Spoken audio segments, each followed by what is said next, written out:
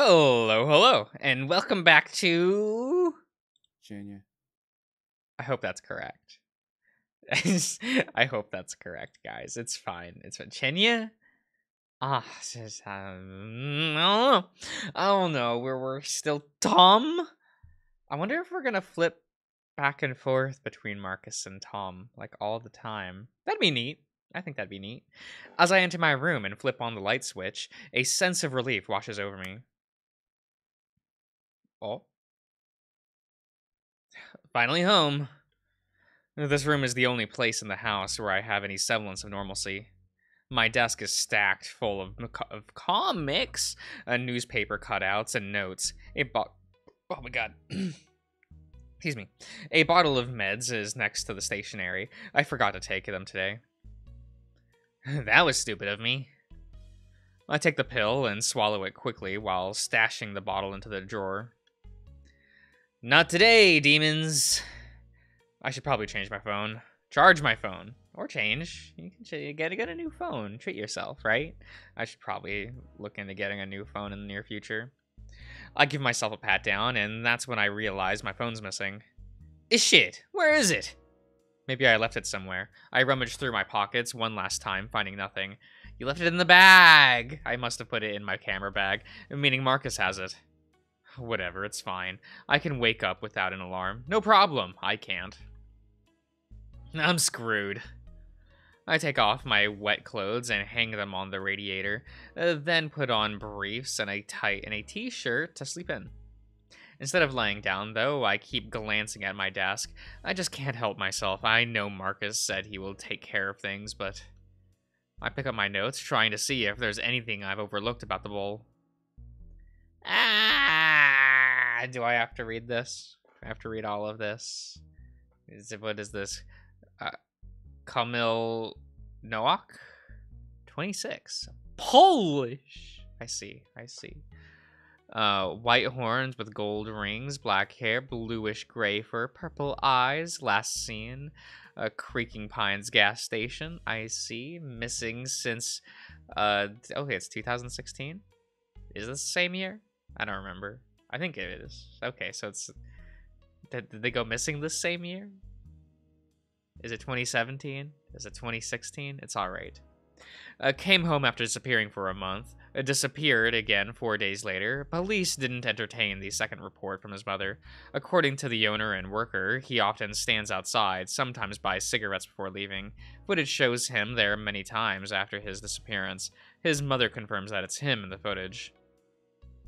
New notes. Was found inspecting random houses. Need to check those houses later.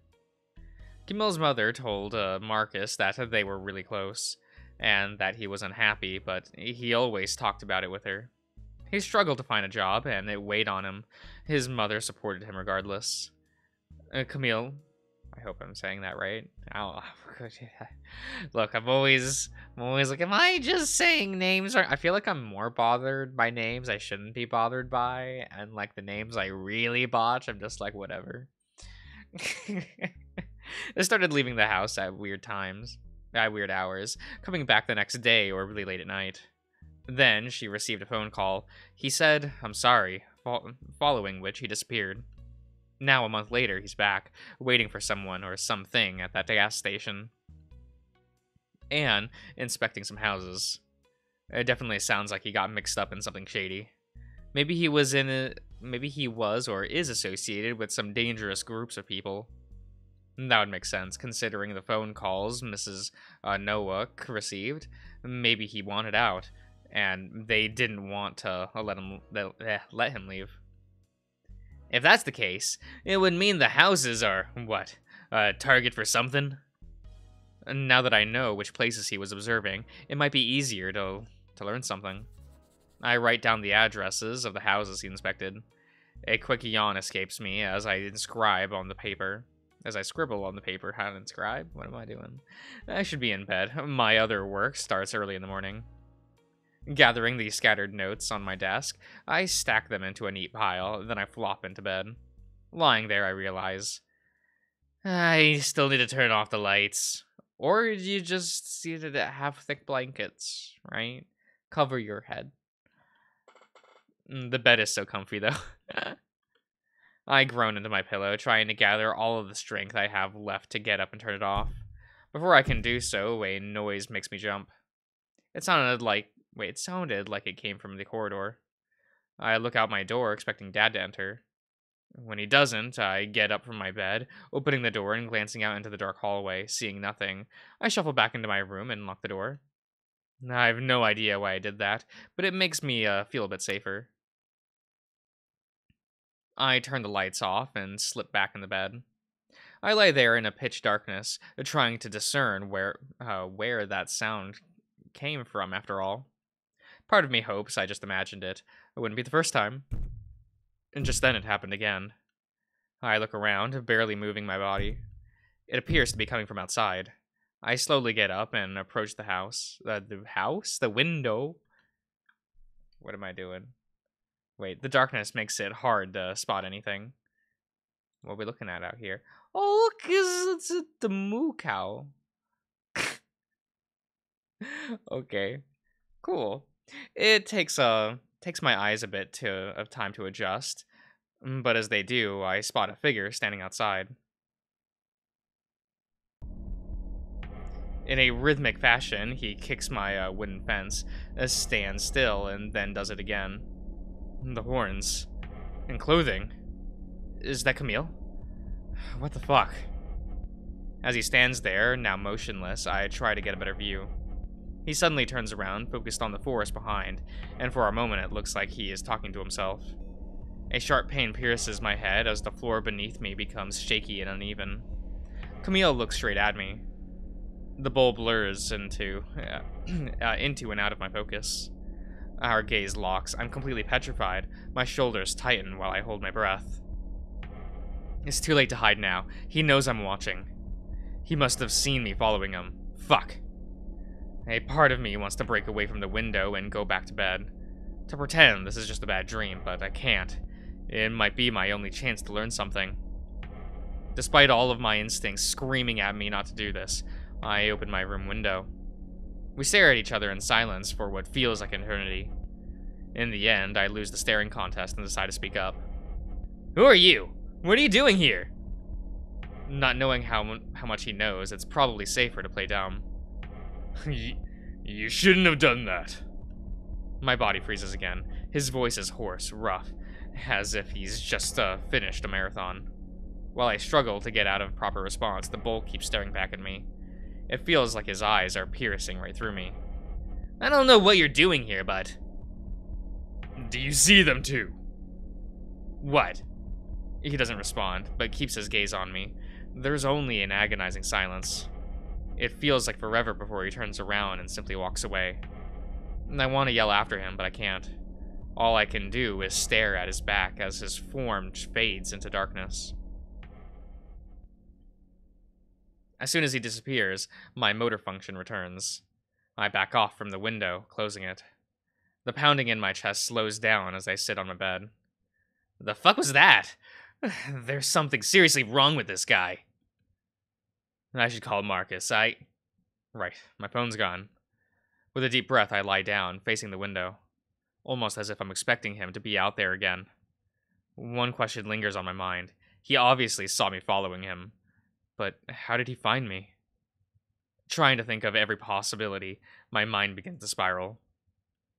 He didn't follow us. That would be impossible, right? Then, does this mean he already knew where I live? And if so, does that mean he knows something about Marcus and me? My mind racing with questions that I can't answer is draining, though, and and before I even realize it, I'm out. Oh, good. Is it morning? Is it not morning? Okay, we just collapsing. It'll be a good time. I wake up in a sharp, almost blinding light coming from my window. I wish what happened yesterday had just been a dream at this point. Sadly, it wasn't. What do I even do now? I grab some fresh clothes and stumble out of the room to head to the bathroom. It's hard to get the image of the bulls staring me down out of my mind. I should visit Marcus and tell him what happened. Then again, I should probably not skip work at the shop. I need the money. After taking care of my basic hygiene, it's time to face the real beast. Well, I get downstairs and bump into the empty cans and other rubbish strewn across the floor in the living room. Annoyed, having forgotten about the mess down here, I kick one of the cans. I just need to make sure I've got everything before I head off. I don't have time for breakfast. Only after putting on my shoes do I realize that they're on the wrong feet. Good job, detective. Can't be more quiet. My head is throbbing. Oh, he's such a tired old looking cattle. So, like, every day. After trying my shoes, I hurriedly get up on my feet and put on my jacket. Don't you have work today or something? Don't be smart. But yeah, I do. Heading off in an hour. Dad glances at the clock as if to make sure his statement is correct. Right, well, I'm already late, so I'll be heading out. He looks at me, but quickly walks towards the fridge, which has nothing aside from, well, booze. Heading to the shop. Yeah. Dad takes out a can of beer, opens it, and takes a sip before speaking. Really? Are you really going to drink before work? Think of it as my morning coffee. Right. Do whatever you want, then. I grab the door handle. Wait. I flare my nostrils as I turn around at him. Oh. What? He sits down by the kitchen table, putting his beer down. How's the work with Marcus so far? Good. That's good. Good talk. Very good. Who would have thought you'd follow in her footsteps? Sorry, I gotta go. Super late already. Ah, good. Huh? Is it like a knock? Or what are we doing? Do I have to press a button? I'm gonna press a button. Okay. The knock on the door catches me off guard. The first thought that hits my mind is that the bull is outside my door. Aren't you gonna get that? I look at him, then back at the door before swinging it open. Oh, hello. Okay. A familiar German shepherd greets me. Hey there, bud. Hey there, bud. You left your phone in your camera bag. He pulls it out of his pocket and waves it in front of me. I know you just can't live without it. Your knowledge truly knows no bounds. I snatch my phone away from his paw. But thanks. Indeed, you've saved my hide. Oh, right. While your phone was in my possession, Anna called twice. I ignored the first for privacy reasons. But when she called the second time, shortly after, I picked it up. She said you're on your own for a few days, since she is off with her girlfriend. Shit. It's this week? I forgot about that. Right, yeah. The Occult Fest. That's what that says. Or something. She mentioned it before. I could only groan at the news. Of course she goes on break on a Monday. Well, whatever happens, I'm sure you'll do fine. Oh, wait, his tail! What? Ah! What is this? Look! Cookie! It's got a wagon tail. Dad approaches us, locking eyes with Marcus and a stare down. Marcus! Is this Carl? Carl? Carl? I don't know how I'm supposed to pronounce this name. I don't know. Carl. Marcus and Dad have been friends once. May have been friends once, but not anymore. This is the last thing I need right now. It's too early for this. What are you two talking about? Nothing. I'm heading out. All right. Oh, there we go. I shut the door behind me and shove Marcus forward. I notice him giving me a concerned look. I let him go and keep walking further and further away from the house. Not to pry, bud, but what was that about? What do you mean? You basically shoved me out the door. Marcus puts his hands on my shoulders, stopping me and looking towards the house. Did he do anything? Oh, no, not at all. Oh, he's not wagging right now. Also, look at this face. Look at this little scrunched, annoyed face. Oh my god, I just want to take my hand and clamp it around his muzzle, his little snoot. It's fine. I don't do that to animals. I do that to animals. They give me like that look. They give me this exact look, and then I do that. I just clamp. You sure? Well, it's just... Marcus has probably noticed the hesitant cadence in my speech by now. His canine ears are perked up like satellite dishes. I'm having a hard time talking to him. I would say that's normal after what happened. Marcus leans forward, putting his paw on my shoulder, his brow furrowed in genuine concern. I stare back into my reflection in his ocean blue eyes. A deep sigh escapes me. It's nothing, really. It just feels like whatever we had as a family is gone with Mom. But I'm not going to mention that to him. Your father's a stubborn man. I doubt he wants to openly talk about what happened. So he drowns it in liquor. I tried countless times to reach out and talk to him about what happened to Mom. Yet each time I was met with silence, a refusal to talk. Well, the rumor is still going around, too. Do you believe what people say? I know. He never hurt her. Listening to the neighbors gossip about whether he might have done something to Mom was hard enough. People have always made up their minds about who my father really is, even though they have it all wrong. So does the police.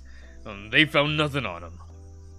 The police aren't gonna act on some rumors. Never mind. To be honest, they don't act much at all. That's true. Anyway, sorry. I didn't want to bother you with my problems today. Not to worry. If you ever need to talk, I'm all ears. Like you always are. No, let me just... His rigid ears suddenly droop down. Okay, now that just looks like you're not even paying attention anymore. Marcus lets out a chuckle, bringing a tiny smile to my face. Then I remember one important thing I've yet to mention to Marcus: the nighttime visit from the bowl. I feel like I'm about to be grounded from fieldwork even more now. There's one other thing. I'll just get straight to the point. Sure, what is it? Camille was outside my house yesterday.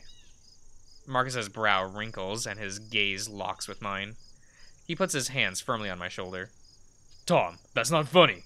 Didn't you say he went on the bus? I said I thought he did. Clearly he didn't. Are you alright? How did he find you?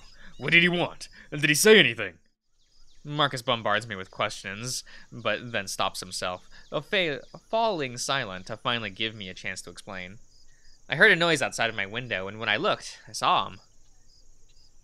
Whenever I blink, blink for just a second, I see his vacant stare piercing through me.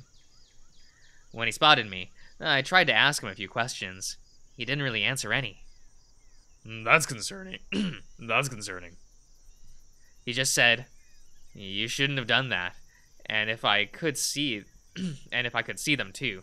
No idea what he meant. Yeah, excuse me. You'll have to be really careful from now on.